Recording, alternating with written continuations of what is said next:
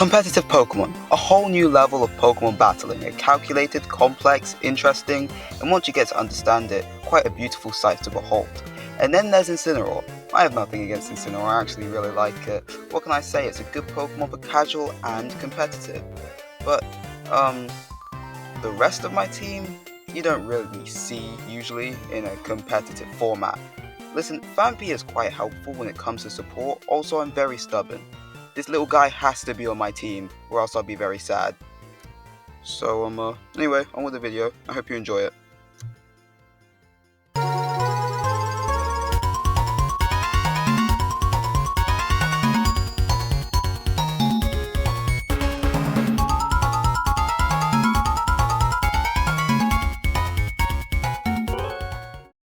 So last week I jumped on Showdown, a Pokemon battle simulator, for the first time in about a few months. I built a competitive team based on my team members from past casual playthroughs, as I basically usually do, and gave them all competitive movesets that worked well in double battles, the usual format for competitive. And I put party members with good bulk in more supportive roles, while heavy hitters were heavy hitters with more supporting and defensive moves of their own. Competitive Pokemon for me is usually like a phase. I get super into it for a while, like I am right now, using the Pokemon that aren't good due to stats, but good because I have an attachment to having them on my team and I just genuinely like them that much. And then lose to a bunch of Pokemon which I grow to resent and therefore refuse to use, due to embarrassing past experiences against them. Examples include Shadow Rider Calyrex, Terra Fairy Miraidon, and Urshifu. Mainly Rapid Strike. It's bad enough that its signature move is a multi-hit that always crits, but Unseen Fist, personally, I find more broken than Intimidate. The official Pokemon channel has been making a documentary series on YouTube called The Road to Worlds, and if you haven't, then go watch it, it's great, and so inspiring as well. It's really making me want to go to an official Pokemon tournament, plus I'm just about old enough to be in the Masters Division. So if I were to enter, I'd be going up against the adults, mainly the best of the best. Whether I do well? Yeah, with this team, let's be real, I'm not getting a single championship point to my name. I wouldn't even win a single match before day 2. What am I even talking about? I wouldn't even make it to day 2. Now, seriously, I do want to enter an official tournament with this team, simply because I want to say that I did, but I'd probably be laughed out the venue due to how weak it is compared to fully built teams with Pokemon that are simply just better stats-wise. What I could do in the meantime was practice with this weird team and maybe make a video out of it. At first I wanted this video to be that I did 100 battles in Pokemon Showdown, but as an A-level student there's only so much spare time I can have. So, maybe some other time. But I still did a bunch of battles, some that I will talk about. My ELO never really got any higher than 1170, but I don't really care. I already dealt with monstrosities like 5 duplicates of Wolfie Glick's Perish Trap team. I shudder in fear to think of what lies higher above. And during one of my breaks last week, this happened.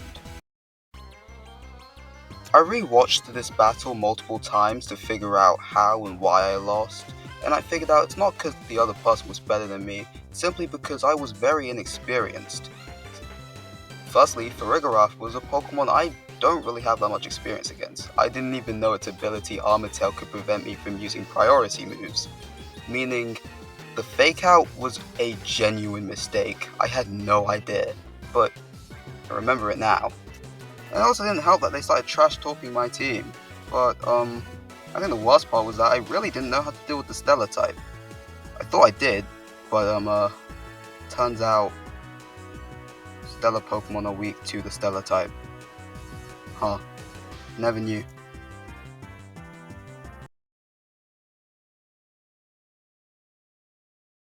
So after all of that, going for a quick walk to clear my head, I came back and instantly started playing again. And I won my next game. I wasn't bad at the game, all I needed was some hot chocolate. And yes, I know Vampy hit Fissure twice, but those were meant to be bluffs to divert my opponent's attention. I didn't expect it to work twice, but hey, we take those. I was filled with determination to use this team to dominate. Screw you, Terra Fairy Miraidon. Who cares if I can't put you to sleep like I usually do to Pokemon who threatened my entire team thanks to your electric terrain? I'm not scared of you, I'm terrified, but I'll fight you anyway.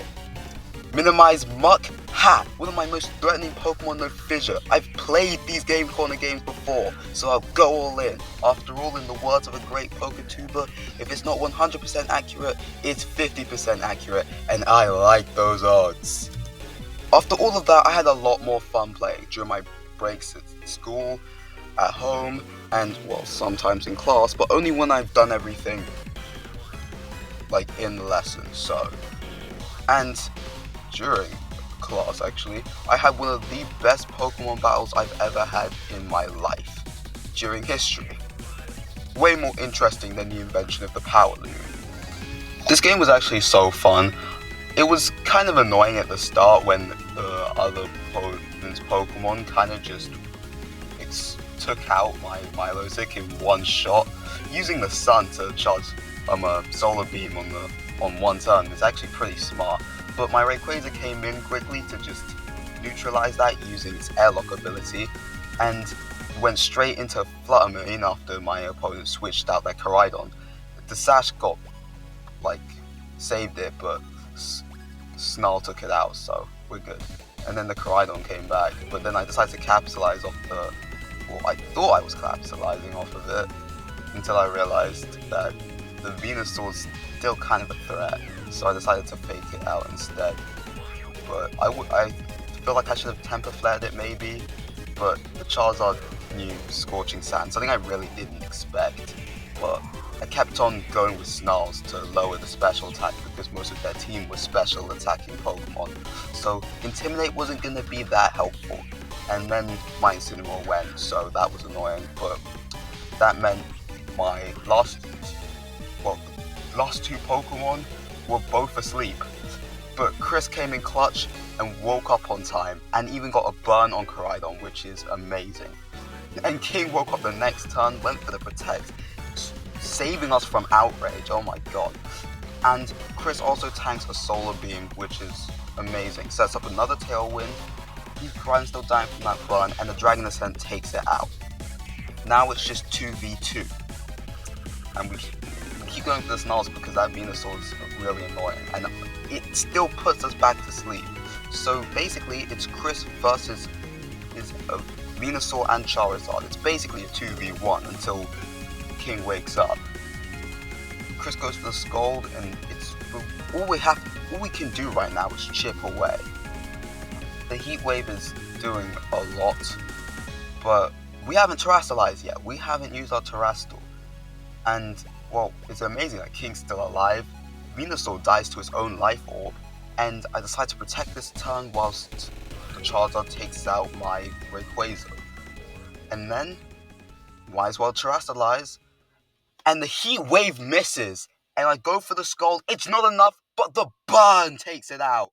Let's go, GG's. This battle was extremely close, and well, when I ended up winning it, I kind of jumped up for joy in my chair in the middle of history class.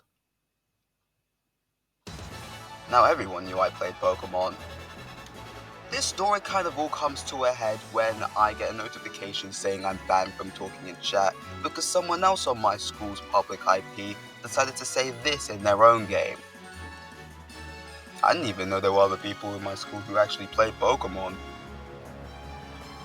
I don't know if this is a good or a bad thing. I tried to get it appealed, but I mean, I'm still banned for the next 2 days, but I had to work during the entire weekend, so the ban should have been lifted by now. Damn. It wasn't even me. Well, that's it for this video. Thank you for watching till the end. I hope you consider liking and subscribing to the channel. And, well, I hope you get your Fire Blast, Thunders, and Blizzards. And until next time, keep daydreaming. I'll see you in the next one. Bye for now. If this video gets 1k likes, which it probably never will, I'll actually take this team more seriously and practice with it and enter an actual official tournament around next year with it. Because it'd be funny. But yeah, I'd do that.